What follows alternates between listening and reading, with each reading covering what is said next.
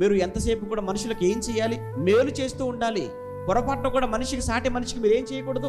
కీడు చేయకూడదు. మీరు మేలు చేయుట యందు విసుకక, మీరు మేలు చేయుట యందు మీరు విసుకక ఉందుము అంటాడు.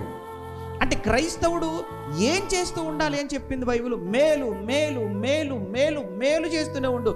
ప్రభువాడు నాకు కీడు చేశాడు, అయినా మేలు చేయి. ప్రభు వాళ్ళు నాకు చాలా కీడు చేశారు ప్రభువా, అయినా నువ్వు మేలు చేయి.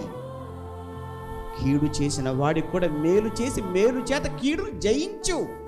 బా ఏమంటే బైబిల్ కళ్ళకు అద్దుకోవాలనిపించట్లేదు? కళ్ళకు దగ్గరగా పెట్టుకోవలసిన, తల మీద పెట్టుకోవాల్సిన బైబిల్ను కింద పడేసి కాలుతో తొక్కుతున్నావంటే ఏంటిరా కండకావరం? ఏమనాలి చెప్పండి? ఏం అనలేకపోతున్నావు, ఏమి చేయలేకపోతున్నావు. ఎందుకు? మీరు మేలే చేయండి అన్నాడు, అంతే. ఎన్నిసార్లు ప్రభా విసుగొద్దు, నేను ఇంకా చేయలేను, నా వల్ల పట్టలేదు అనకూడదు. విసుక్కోకూడదు మేలు చేసే విషయంలో.